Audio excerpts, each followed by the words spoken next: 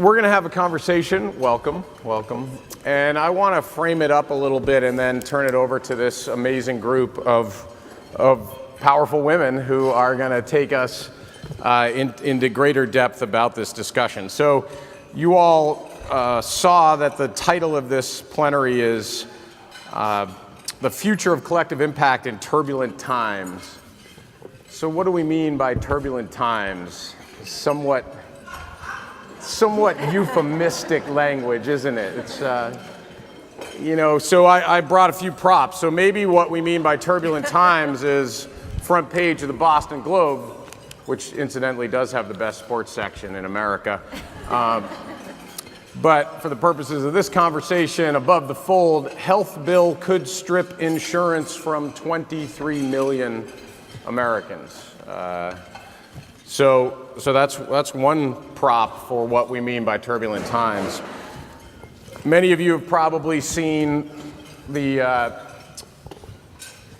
analysis of what the 2018 Trump budget that was recently put out this week means for some of the safety net systems. And I was going to ask Robert from FSG and the Collective Impact Forum to show a Stephen Colbert clip that kind of sums it up really well, but I knew it would cause panic if I did, so you're off the hook. But let me just tell you what Colbert highlighted, and what, if you just look in your inbox, there's a great email today from PolicyLink and Angela Glover Blackwell, who spoke on this stage in New Orleans 2 years ago at the Collective Impact Forum, about what that budget will mean, or visit the Center on Budget Policy and Priorities website, or any number of sites. CLASP has a great piece, but what it really looks like is radical disinvestment. We're seeing, in addition to the healthcare cuts that appear to be on the horizon again with the Senate right now, if you look at it, $272 billion will be cut from SNAP. That's food security. Big cuts in HUD, $15 billion from TANF. And the list goes on. And if you work, and let me see a show of hands, how many of you are working on collective impact that focuses on the justice system? Just some of you are working on the justice. So we know that turbulent times means that it's very possible that the gains we've made in recent decades in a bipartisan, nonpartisan, Koch brothers working with the Ford Foundation to dramatically reduce incarceration in America as a goal, that those gains are now at risk as we see an attorney general who has very much encouraged strict enforcement of laws and mandatory sentencing. How many of you work on immigrant issues? How many of you are in the immigrant space? How many of you know an immigrant? How many of you are related to people who might have been immigrants in your ancestral line? Some of you didn't have a choice, but many folks are here because their relatives sought a better life in America. Immigration, we know, is a huge issue. The rates of arrest are up 30% right now across the country for undocumented people. And actually the rates of arrest for folks who have documentation are up. So, and education. And maybe some of you work on environmental issues. How many of you work on environmental issues? Quite a few. How many of you think global warming might be a threat to all the issues we work on? Well, I encourage you to look at Scott Pruitt's EPA and the direction that's headed. So for me, that's what we mean when we say turbulent times. I thought we would try to get beyond the euphemistic language and think about the impact on the people whose lives we're trying to support in the work of collective impact, of deep cross-system and community change. I wonder if we might look at this differently, though, if we might take the long view. And we might also acknowledge that the work in community in these turbulent times becomes that much more important. That the struggle for humanity, for justice, for equity, for opportunity, it doesn't happen on a fast timeline, and it doesn't happen on a linear path.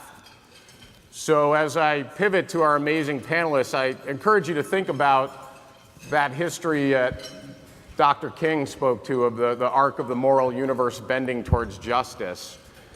But to acknowledge that it's the work that you all do and the work in community and the work of activists, leaders, and partners that helps push on that arc, that helps pull on that arc, that helps with that bend. And right now is a time to grab hold and push and pull as hard as we can. So we have the great fortune of having 4 incredible pushers and pullers on the arc to join us in this conversation. I'm going to encourage you all to look at their bios. I may try to weave in some of their incredible history as we have this conversation. But let me just introduce them in the order of the program versus the order of how we're sitting. So first is Kat Allen from Communities That Care Coalition in Franklin County, Massachusetts, my home county. You're pretty much the most rural, one of the most rural places in Massachusetts. Up next is Tawanna Black from the Northside Funders Group. Some of you familiar with Tawanna. You probably have read about both of these women. There have been countless FSG and Collective Impact Forum publications about the success of their collective impact work. There's SSIR articles, there's Living Cities in the case of Tawanna's work. So I encourage you to learn more about their work since I am not doing justice to their incredible bios. In addition, we've got 2 folks who have been at the national level for quite some time and are really supportive of the collective impact movement in numerous ways across multiple careers. But for the purposes of this conversation, Heather Peeler is with us from Grantmakers for Effective Organizations. Do we have any GO members in the audience? Sweet. So everybody knows that's where the funders are. Those of you who want to, get a grant. Terrific. Great to have GO with us and great to have Heather here. And last and definitely not least is Ursula Wright, who has now been at FSG for 9 months. 9 months, congratulations. And Ursula is no stranger to this work from her very high level work at the Department of Education most recently.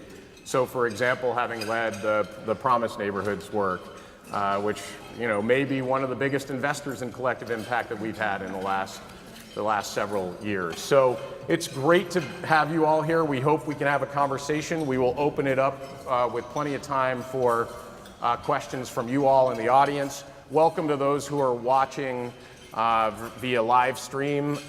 It is true that live stream does add 10 pounds, just like television or 20. Thank you, Steve. Yeah. And unlike television, it actually adds 10 pounds live as well. So all of us are far more fit than you actually think we are. As you Let me start with Kat, and we'll start local, although the difference between Franklin County and Boston is sometimes night and huge. day. Boston and Soweto may as well be there. But Kat, can you just first just tell us a little bit about your collective impact work, and then maybe talk to us about how you at the local level respond to the turbulent times, and build on what I shared in terms of the context, would you? Okay. Thanks. Great. So I'm really glad to be here. Thank you. And our collective impact initiative, our coalition, has been around since 2002. And we are focused on improving youth health and well-being. We have an initiative focused on youth substance use that's been around since the beginning. And we have a newer initiative on youth nutrition and physical activity. And we've met with some really good outcomes. We've gotten all the partners to the table, and I think we're a pretty classic example of a collective impact initiative. As far as how these times change us and affect us, it absolutely has changed us tremendously. I feel like our coalition has been pushed and motivated tremendously. I think we're kind of on fire from what our baseline is. And the biggest change that I could say about our work is I think we really have been empowered to look at the social determinants of health in a deeper way. I think what we find is we tend to work pretty upstream in prevention. You know, we're not doing treatment or intervention for substance use. We're doing work with middle schools around skill building for social and emotional competencies and things like that. And that sometimes feels like we're pushing the community pretty far upstream. This climate has sort of allowed us to push the community even further upstream to look at the social determinants of health, to look at education, access to health care, access to healthy spaces, and access to healthy foods. And I think that what we're seeing is the community is getting it. Our coalition members are getting it and feel really aware that we can't ignore this. This problem is really, this problem of inequity is really front and center, and it's time for our coalition to do something. So we're starting to, look at things like minimum wage and supporting Massachusetts' effort to raise the minimum wage, or the Massachusetts effort around a millionaire tax, because we've had flat state taxes forever. So it's encouraging to see that we can step even further upstream and get involved in more advocacy and have the support from our coalition to do that. So just to push on that for a second, so what you're saying is the silver lining is that folks are activated and they're willing to take on things that they might not have been in the past. Is that a fair? That has absolutely been true for us. Although we're also now a little bit more aware of the polarization that I think has always been there, but we were perhaps a little more blind to in the past. And so it calls for a greater need for what Marshall Gantz was talking about yesterday, for this relationship building, deep relationship building. So. That's interesting. Tawanna, I just want to ask you to build on that. First of all, thank you for hope and silver liningness in the context of my misery that I led us with. And maybe you want to start there, and then feel free to go to misery if you want to. But what are you seeing on the north side of Minneapolis in this work that you do at a deep level? Sure. So first, a little bit about the work that we do. So I lead a collaborative of 20 corporate, family, and community foundations in the city of Minneapolis who are aligning their investments with each other and with the city of Minneapolis, Hennepin County, and the state of Minnesota as a place-based funder collaborative in one of the most challenged neighborhoods in Minneapolis, and have been doing that now for several years. And while collaborative philanthropy is not unusual, it's a little bit unusual in that we've taken a collective impact approach, and that our mission is changing the way philanthropy works, which means that instead of just starting with the premise of, okay, how do we pull our funds and give those out and see if we can throw some spaghetti at the wall and see if it sticks, we actually start from the premise that philanthropy owns a lot of responsibility for the inequities that a neighborhood like North Minneapolis faces. And so if you think of the North Side, think of whatever your hood is in your neighborhood, in your community, and that is the North Side for us. And so everything that we do starts with the premise of what is innate about philanthropy that has caused some of the inequities that we face, and how do we first hold the mirror up to ourselves before we then ask our grantees to do something different, before we ask the government to do something different, the private sector, et cetera. And that's how we go about our strategies. And having been at that now for several years, we are now looking at our work to say, okay, doing this work as a funder collaborative has gotten us pretty far. We've had some really great wins, and it's been good. But 2 years ago, we started saying, but what else is there? And one sector work is great. Cross-sector work is even better. And now, 2 years into having been anchoring the Living Cities Integration Initiative for the last 2 years in our region, now saying cross-sector work is good, but sometimes when it's cross-sector, we're really just elbow to elbow and we're calling it cross-sector, but we really need to be hand in hand. And so what does that mean? Do we really have a cross-sector table, or do we have a single sector table where we gave the most high-profile people from the other sectors a couple seats at our table? And what does that mean if we want to talk about turbulent times? When I think about what's happening in our region right now, while what's in the headlines that you read about is really important, what's important in my state right now is the fact that we began our legislative session with a $182 billion surplus. And yet we just ended it having to go into a special session because of a situation not unlike what's happening in Washington, D.C. Division. Arguments that make no sense when it comes to whether or not we're really committed to the outcomes we say we are. and waking up to the news this morning while I'm yet here in Boston that our governor just vetoed, I think it's 78 bills that are coming across his desk. So while it looks like we might have had some wins over the weekend and a few more wins going into Monday's special session, we're having to veto those things, right? Because they're not really in the interest of the people. And so thinking about the role of collective impact, the role of the philanthropic sector that I come from, it's really about, okay, what wins are we actually after? Are we actually after preserving the interest of our sector? Are we actually after preserving the interest of our effort? Or are we actually after preserving the interest of the people? And how do we keep that in front of us every day, all day long? Great. So that's some powerful stuff. So I hear a through line around an increase in thinking about policy and advocacy in place as a response to the turbulent times. For how many of you is that true? Is policy and advocacy now more central to your work? Let me just see a show of hands. Are some of you now thinking, man, policy and advocacy needs to be more central to my work? Is that, all right. Yes. Thank you for your honesty in the back there. I appreciate that. So you talked a little bit about philanthropy's role and not necessarily favorably. And it reminds me, and it's a perfect segue to Heather, but when I was at the Gates Foundation, I remember the Greek root of the word philanthropy is love of humanity. And sometimes I watched some of our grants go out and it became a derogatory, I would say, for the love of humanity, why are we making that? Why are we making that grant? And you know, the sort of unintended consequences, it doesn't always happen just in government, it happens in philanthropy as well. Heather, you help to lead a coalition of funders around effective philanthropy. GEO's done a tremendous amount to push on philanthropy towards addressing equity, for example, and inequity. But when you think about where we are in the context of philanthropy and in this moment of turbulence, what are your top of mind thoughts? How does this change how you all approach your work, both in philanthropy in general, but maybe you can bring it to the context of collective impact and community change as well? Sure, absolutely. So for those of you who don't know GEO, Grantmakers for Effective Organizations, we are a community of more than, I guess almost 600 grant-making organizations from around the country. So it includes private foundations, family foundations, community foundations, United Ways, government agencies, and the unifying belief of our membership and our community is that Grantmakers' success is wholly dependent upon grantees' success.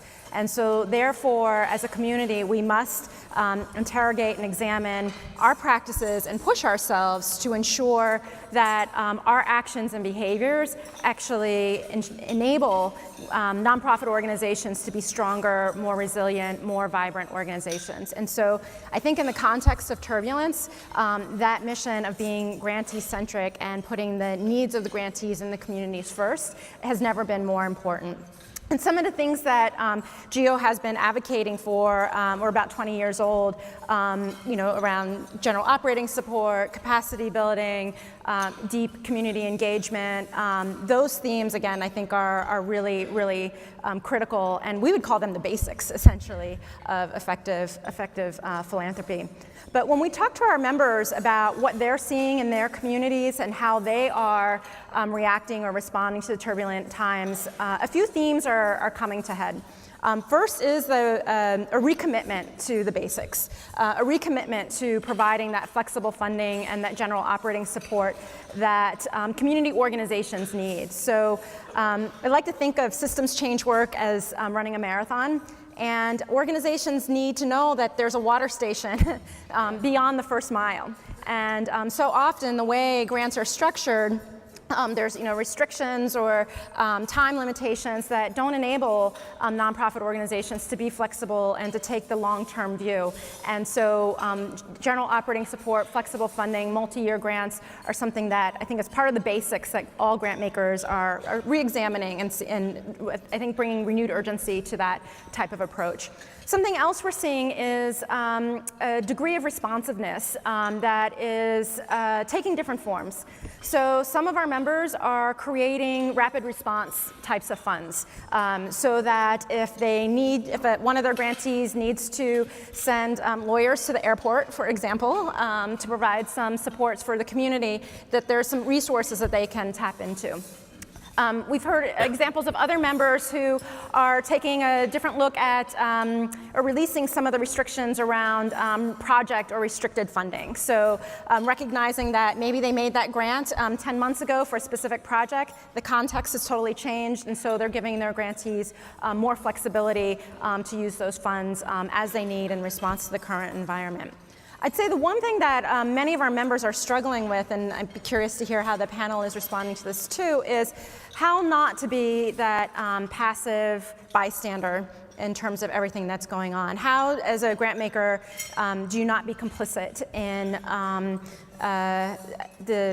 the policies that are being put forward that we think are really detrimental to, I think, the shared vision of social change that many of us in the room have. And I think that's where a lot of grant makers are struggling. How to put themselves out there in a way that keeps the focus on the work and not on them as the organization. And so I think that's an area that is hard to navigate for some funders, and how to use their power and privilege, again, in a way that accelerates the work on the ground and not drawing attention to themselves. So there's another silver lining in what you're sharing, in that, it takes the kind of surreal turbulence in which we're currently living, context for grant makers to increase grant making around general operating, flexible funding, right, policy and advocacy, and emergency sort of like responsive grant making. So I guess that's a silver lining. I'm curious to poll the audience again in this sort of informal polling we're doing.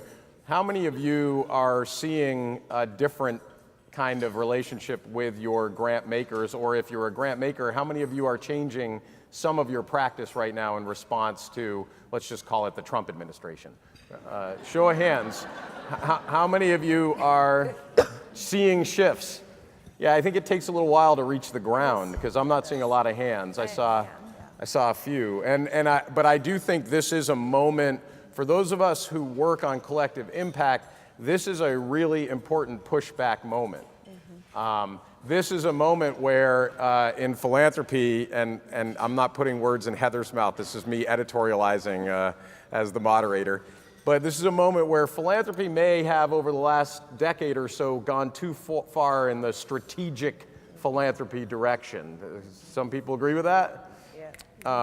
Maybe even into the hyper-strategic zone of, you can't make a grant without 60 PowerPoint slides that align to the grantees. The grantee won't get in without fitting in those slides. So in this moment, what Heather just described is a great opportunity for those of us who work at the community level to push back. Like right now, the front lines around equity and opportunity and justice are community. And if you as a grant maker don't get that, we need to talk. And so I would encourage you to pick up on the trend line at the national GEO. GEO is not all of philanthropy. It's frankly some of the most forward-thinking funders or members of GEO. And this is a chance to push back. So I just encourage that in what I heard from you. Do you want to give an example or two of specific foundations that are doing some of those changes in these turbulent times? Yeah. So the example of releasing restrictions and giving more flexibility to grantees, that's something that the Ford Foundation has done in direct response to the recent election. In terms of setting up emergency or quick response funds, the community foundation in my community, the community foundation of the National Capital Region, has set up something like that, and a lot of local funders are doing just that. But the show of hands was not a surprise to me. There's definitely more work that our field needs to do, and it's so frustrating sometimes when we're sitting in a room full of grant makers and they're talking about what is our strategy to, respond or address, these times, and I keep wanting to say, the strategy is easy. Just get the money out the door. We don't have to make it so hard to provide the resources and support that community organizations really need. Great. I'm curious, what you think of all of this, Ursula. So, in a way, why don't we start with you with the state of affairs with public funding, and we'll poll the room again. The answer will be again obvious, but you still have to raise your hands, you guys. How many of you are working on initiatives that are dependent on good partnership with good government? Let me just see a show of hands. Yeah. And how many of you are, really trying to push to see public investment, public revenue invested in a more effective way in partnership? Yeah. And so, in a way, Ursula's work has been about a different way to invest public revenue prior to coming to FSG. Now you lead FSG's education work, and we all are so lucky to be working with you on that. But talk a little bit about what you're seeing in terms of education, and also in terms of the public investment strategies, and then how do you think about the turbulent times we're in from your perch? Yeah, so thank you for the question, Steve. I'll start by saying that budgets are always a reflection of priorities. And what we have seen this week from the federal government is a clear indication of its priorities and what it intends to deprioritize. And those deprioritizations are around civil supports and social safety nets, right? And I will say, over and above what is allocated in a budget line item for the US government, there are other ways to deprioritize these social safety nets that we've all been working on, right? There are regulatory ways, and there are a host of other non-financial ways. And so while thankfully the budget as requested by the president will not likely be adopted by Congress as written, we still, in this room and as a broader community engaged in collective impact work, need to take the signal, if you will, very seriously. And so the way we take that signal very seriously is understanding that the way that we work in community needs to change, right? The paradigm has shifted, and the ways of old are no longer going to work as they have in the past. And if we want to continue to serve people in our communities well and provide pathways for opportunity and equity, that means we've got to stretch ourselves beyond our comfort zones. That means, quite frankly, there will be times when even though the appetite, if you will, for advocacy and activism has not been there in the past, it needs to be there, at least on some level, going forward. That means, quite frankly, that we even examine sort of the collective impact construct model in new ways, right? Typically it's a local phenomenon, right? And then for some of these issues, for there to be true impact, we need to think about ways of taking the tenets of collective impact and operating on a national level, right? And that means we've just really got to think about stretching ourselves outside of current boundaries, outside of the current lines that are drawn. Within the education context specifically, I will say that there is still a lot of waiting to see what will happen, which on some level is smart and strategic when you've got limited resources, either human or financial, to work with. But I'll also say, given we are in a place where there is great unpredictability, given that we are now in a place where, quite frankly, there have been enough signals to know that it is prudent to prepare for worst case scenarios, there needs to be more planning for worst case scenarios.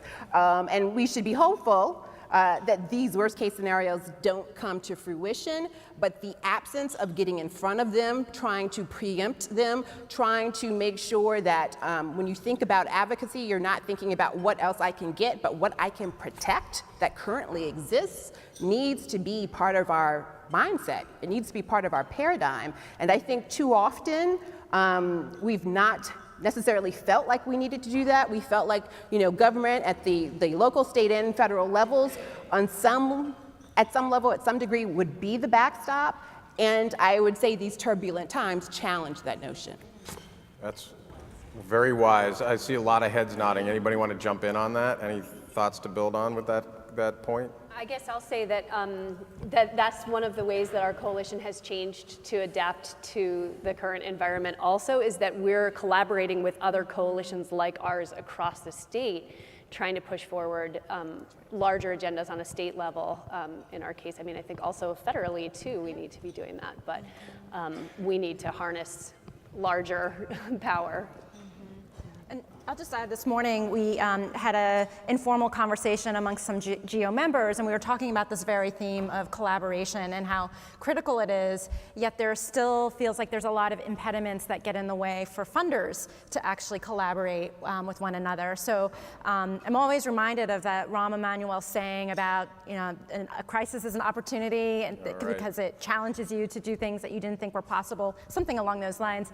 And I think that this environment, these turbulent times, are calling upon us to act in ways that we thought before were not possible or not realistic or viable for our organizations. But we have to change that mindset in order to really respond to what's going on.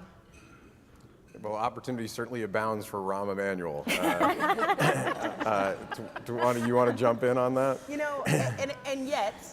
And yet, it strikes me. So as we were preparing for this, we had some conversation about, so what are the priorities for collective impact, and how much are we prioritizing things like community engagement and like equity and like collaboration? And when you ask this question about how much we're paying attention, I'm struck to, are we paying attention? Me too. Right? Because these things are not surprises. Right. They're not surprises. And while we have a new federal administration, these types of shifts have been happening in states for quite some time, right? And so the fact that it's happening in my state right now is really just because they were given permission by a president, right? So we have legislators who are now in houses and senates who feel like now they have free license to be able to say and do what they wanted to do for quite some time, but it's not a surprise.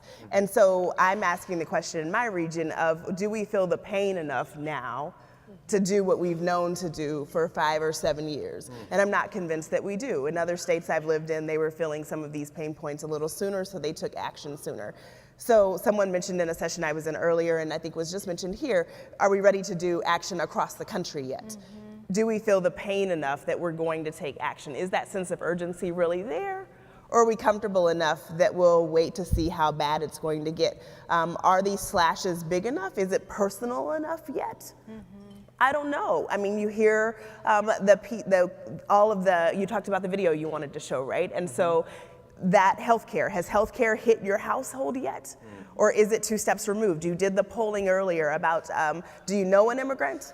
Or is one connected to your family? Is it 3 generations removed? Is it 7 years removed? When does the pain become personal enough that a foundation takes action? When does it become personal enough that policy leaders, that private sector leaders start to take action? We're seeing some of that. We're seeing more and more and more. I think it's different in my region now than it was certainly 7 years ago, but it's still not where it needs to be in order for us to not get run over, right, when we get the surprise. And that's, I think, the power of collective action. That's the promise of collective action that we haven't embraced well enough yet to really receive the power of it. Amen. I think that's probably right. I think it's also interesting, what was your line? It makes sense to be prepared for the worst right now, something to that effect.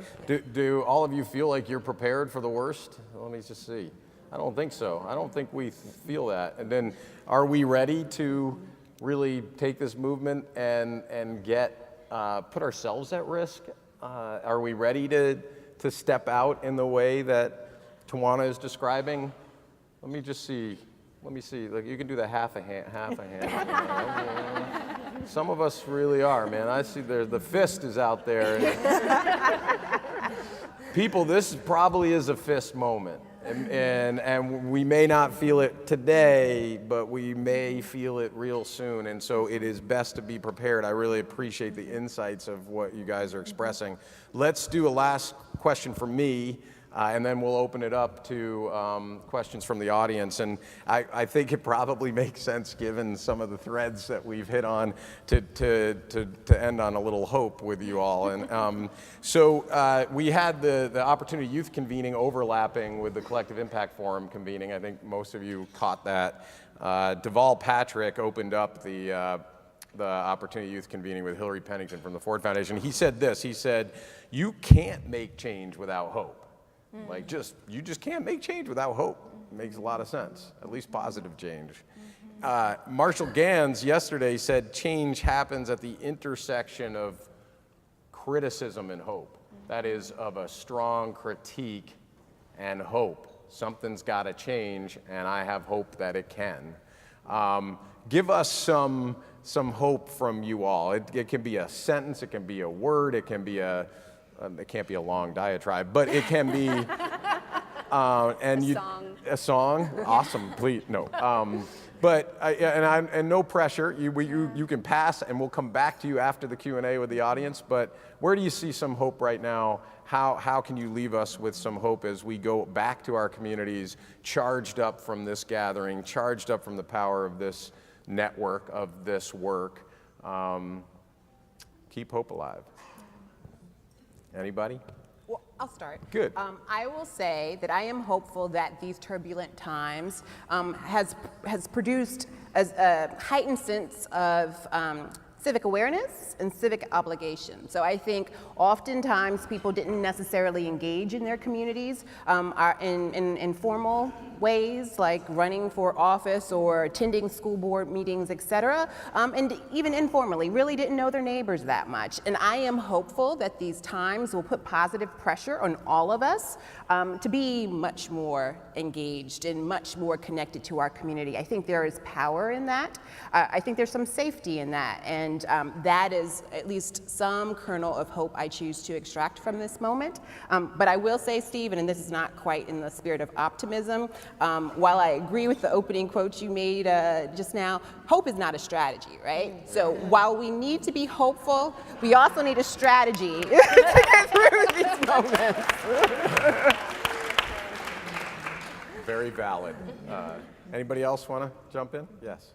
Kat. So I find for the past 3 days being with all of you here, I've picked up some strategy ideas that I'm really excited to bring back to my coalition. I think we're somewhere between the half-raised hand and the fist, our coalition. I said we're kind of on fire. There's a lot of motivation within my group. I've never had better attendance at all of our meetings in the 13 years I've been with my coalition. And what I have gained here is a lot of the how. So how do we engage communities deeper? I was telling Jennifer Splansky just now that yesterday my head was spinning with all kinds of we need to do this better, we need to do that better, we know we need to do these things better. And somehow this morning it all gelled, sitting at a table with a bunch of folks and getting a lot of ideas to bring back. And I feel hopeful that we might have a strategy for going forward and with the hope. Hope and strategy. Hope. That's a nice thing. Yeah. Yes. Albert Einstein said no problem can be created or solved from the same level of consciousness that it was created from. And so I am hopeful because I do feel, I feel like organizations haven't felt that pain point yet. I do feel like individuals from all walks of life are feeling the pain. And I feel like that's taking us as a collective to a different level of consciousness. And from there, new levels of solutions can be created. So in my community, our corporate community is stepping up in ways I've never seen or heard, not only in the community I live in now, but anywhere before. And I think that place of pain that takes us to a new level of consciousness can breed all sorts of innovation and all sorts of willingness to partner and explore and co-create in new ways where we'll really find the solutions.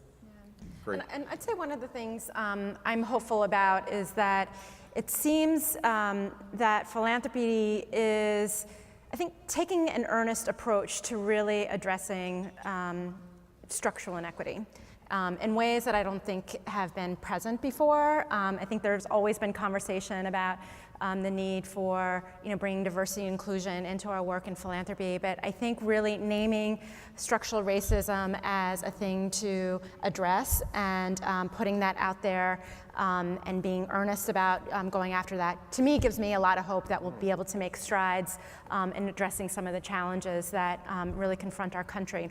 And then I would say the other thing that gives me hope is the work that nonprofit leaders are doing every day in communities.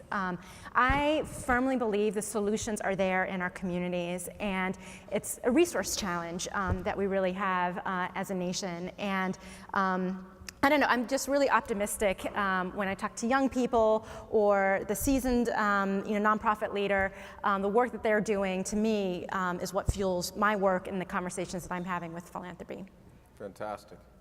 I'll just do one word for my hope: millennials. I'm not going to put it all on them. We got to be good partners with them, but that's a very large generation of young people who don't have much tolerance for intolerance. Right. All right, let's open this up. We got some mic runners, questions for this incredible. There's a lot of little nuggets of wisdom flying off of this this stage right now in this beautiful sofa. And let's add to it. Let's ask some questions. Let's run the mics, see if you guys have a question or a comment for us to build on. Hands? I know it's the end of the conference. Great. Oh, right here. Thank you.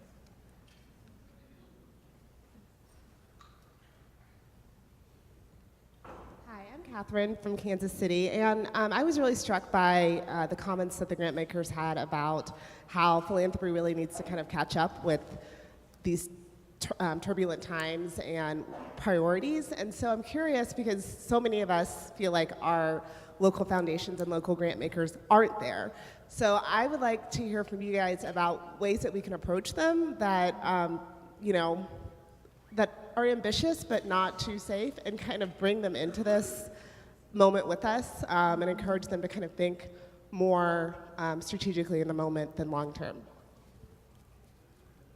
Anybody, all of you should feel free to jump in. Approaching philanthropy in this turbulent moment. Yeah. Oh, do you want to start? Yeah, I would say, having just been brought into St. Louis to be able to work with a group who wanted to start a group similar to ours, so similar terrain, and I'm from Kansas, so woo-woo of that.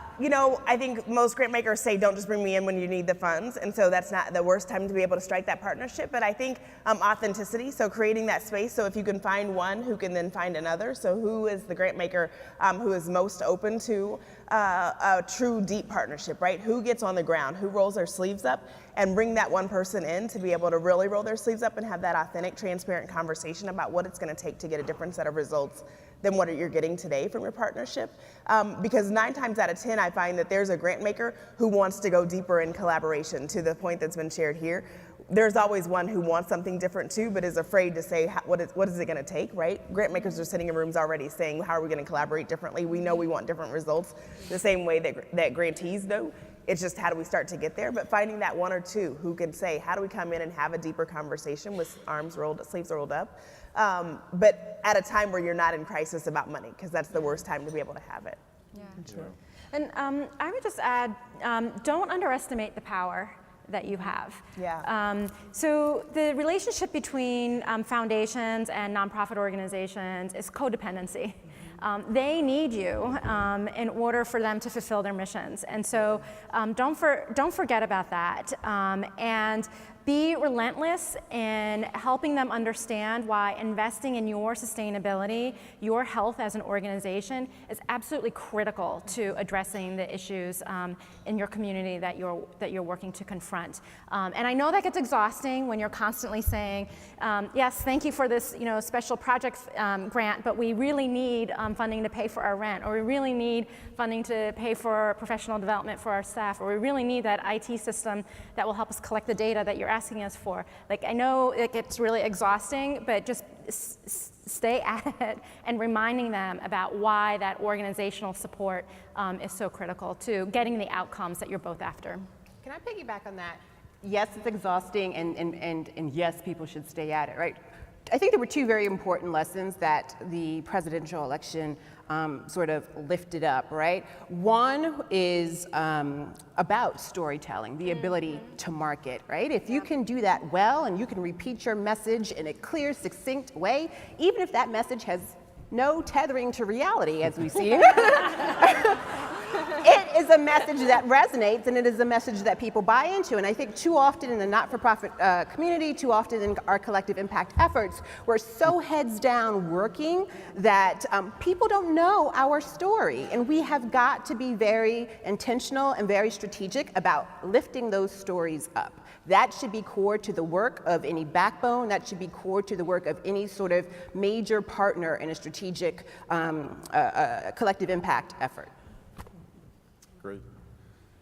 The one thing I would say, and I was going to try to avoid this for this conversation, but it is very true, because I didn't want it to sound like pandering, that now more than ever, this work is on the front lines of what we need in a moment of not normal, as the tagline says. And so I do think, as you talk to philanthropy, they're not always connected to folks who are connected to the ground where the pain is being felt, where the unrest is real, where the trauma, like the trauma we heard in the poem before this session, is actually alive and rising. The pain of being an immigrant, of being a young African-American male in a community where the school-to-prison pipeline might get turned back on.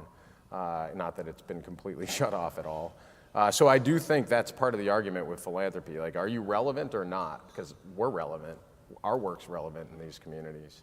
Let's go to another question. We're kind of running short on time. We'll take one or two more. Yes, the fist in the back. Gentleman right there, yeah. We'll have the mic runners race to you, since you're in dead center. Whoever gets first gets a free pass to the next collective impact meeting. Yes. Thank you. This is very inspiring. If we agree that we are in the business of systems transformation, then a metaphor comes to mind that Joanna Macy often uses, the metaphor of the midwife, hospicing the death of defunct systems that are no longer serving, and birthing these new systems that are resilient going into the future.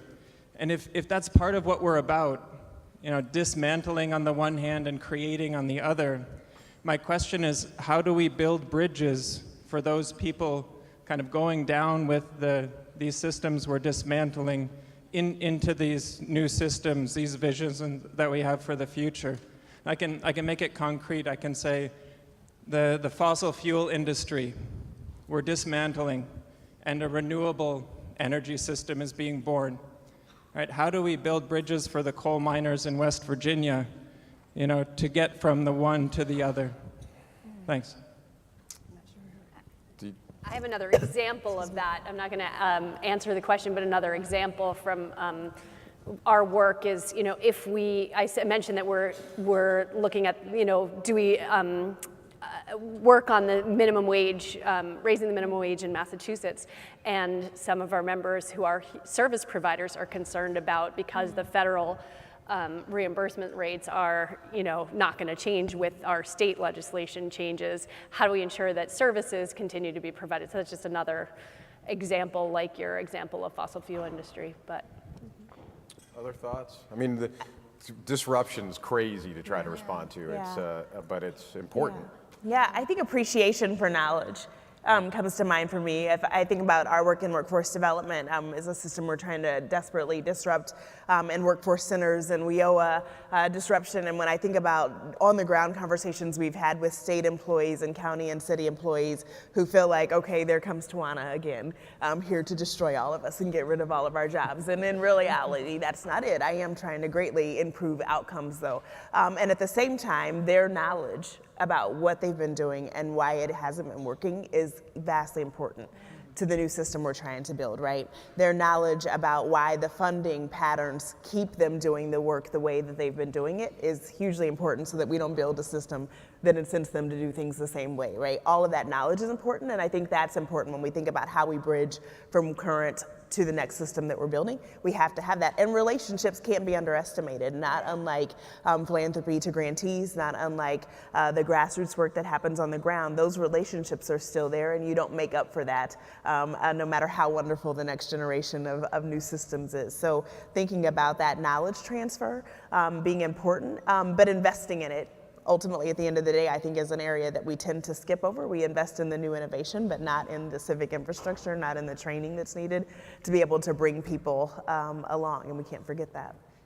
And I'll just add, this is one of the reasons why I'm optimistic about how many in philanthropy are truly embracing their work from a racial justice lens or racial equity lens, because as you mentioned, Tawanna, it's important for grant makers to understand what their role in the system is and how they are, through unintentional ways, perpetrating inequity in communities. And so by examining and being committed to racial equity, I think it creates an opening for grant makers to think about how they can behave differently in ways that do create equity in communities. So that's where I'm optimistic about where you can bridge, I guess, the difference between one system to the next, and that's by having that awareness of the role that you play and why the status quo is supported in the way it is.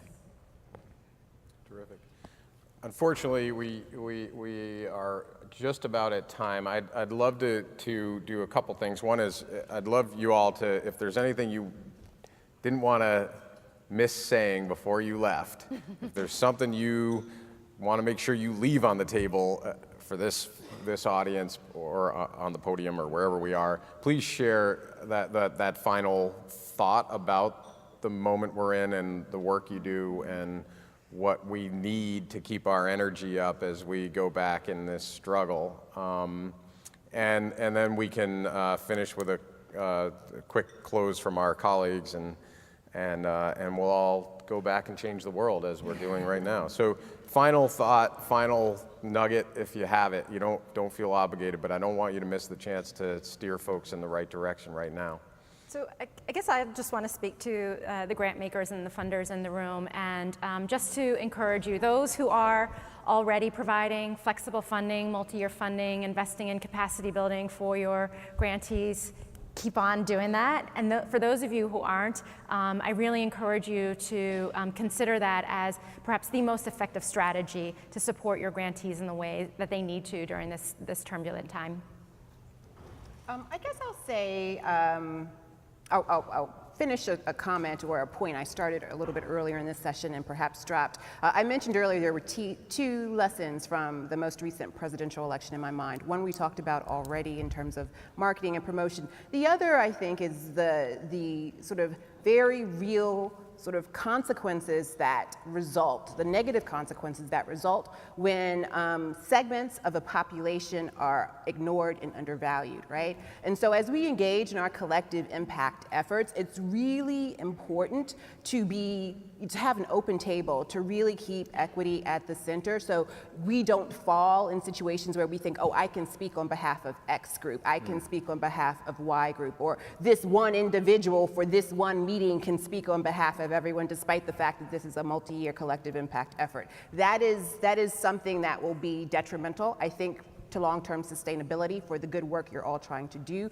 So let us take another lesson from the election to sort of guide us in our day-to-day activities. So I guess for me, the big take-home message from everything in the last 3 days has been about relationship building and bridge building and how incredibly important that is right now. Both in terms of community engagement and how do we deepen those relationships, also building relationships and bridges with people that disagree with us, and how do we begin to bring people along with us.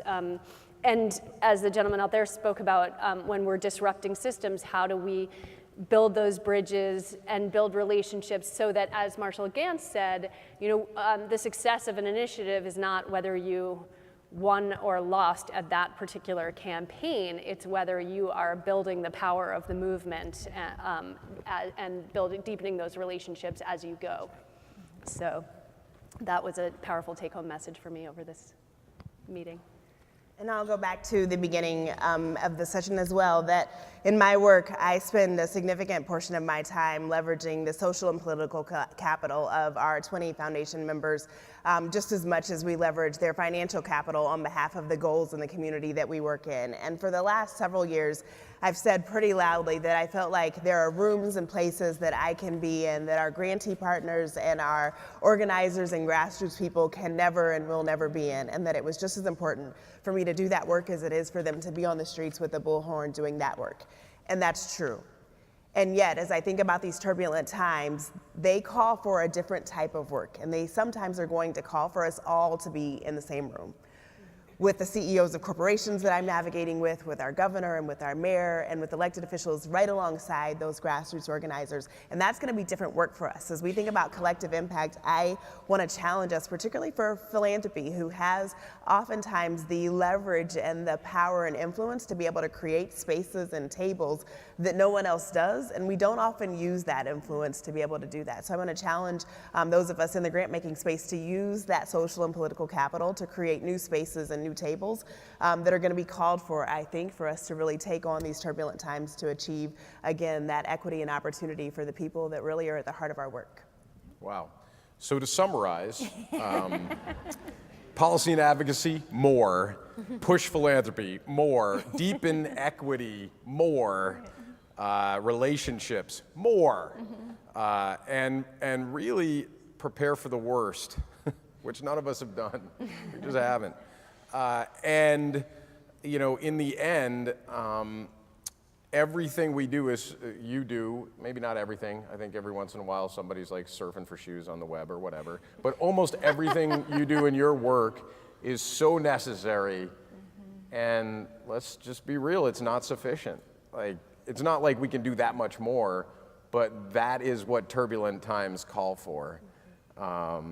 We have to do a little more in these spaces and places with the advice and counsel of our sage and wise final panelists. So, you know, Sheri, Brady hates the fact that I am a more is more person, but this is a time for more from all of us, and I know we're tired. I hope you're energized from the Collective Impact Forum convening so you can go back to the work you do, which now more than ever is so important. So thank you, panel. Thank you, audience. Let's thank these guys for their time. We're going to come down. Thank you, guys. Can I keep the mic on for a second? They always try to turn it off. I just want to also just ask Robert and Sheri and Jen just to take a bow for this incredible work. And Tracy, wherever Tracy is. Thank you, Collective Impact team. Thank you. Are you going up? Yeah. All right. Yes, thank you, Steve, Tawanna, Kat, Ursula, and Heather for what I think was really a call to action in these turbulent times for all of us in the room. And I always can count on Steve for weaving a little humor in, but also leaving us with some really sage marching orders. So I will speak for myself in saying that the conversations over the past few days have really been particularly resonant for me in these times, both as our panelists said, in providing some hope and also some strategy and tools to move our work forward. And as we said on day one of our time together, you know, collective impact isn't a fixed formula. It's an approach to social change that continues to evolve. And we hope that the work is and can continue to be informed by what we're learning as a learning community, whether it's the wisdom of Marshall Gans about the role that community organizing can play in parallel or in complement with our efforts, or if it's thinking about new ways to engage our private sector partners, or what we can learn from colleagues doing this work internationally. I think that this field of practice really continues to evolve, and that the experience I know that I've had over the last 3 days has really continued to push that forward. And I will say that for me, it's really been about the connections, really seeing people who are working really hard on social justice issues, both from the collective impact side and from my other job, the Opportunity Youth Incentive Fund work, it's really been really important to see these connections and how this work is not easy work, right? It's hard, and we're sort of pushing that boulder uphill constantly, and to be in a room, in a hotel, in a, you know, in sort of convening space with people who are also pushing these boulders uphill, I think is very important. And so we're really hoping that you made connections and networked with people here who can be those supports that you, when you're like, damn, I can't do this anymore, why are we doing this? You can pick up the phone or drop an email, and there's someone out there who can help you sort of have that conversation and work through those. So we really hope you found some peer support here as well. So I know I'm all this standing between you and freedom, so let me make this quick. We again would like to thank our sponsors, and there's a list of them, and we also would like to continue to thank our local outreach partners who helped gather you all here and send out the call to get folks here. So thanks to them. I would also like to add to the shout out that Steve just gave, a thank you to Robert and to Dulcie Gregory, who is our conference manager extraordinaire, who the logistics of this had to be a nightmare, God bless her. And to our colleague Tracy Timmons-Gray, who really has been keeping an eye on the live stream and a lot of the social media stuff that's happening. So thank you guys to them, and if we could just give them another round of applause.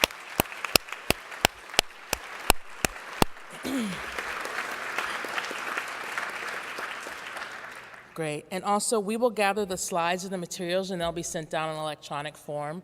And so we'll get that out to you in a couple weeks, hopefully, and also the live streams of each of the plenary sessions are already available on YouTube, but we will also be sending out a link to prettier copies of those. But if you're really excited to relive it, you can see those right away.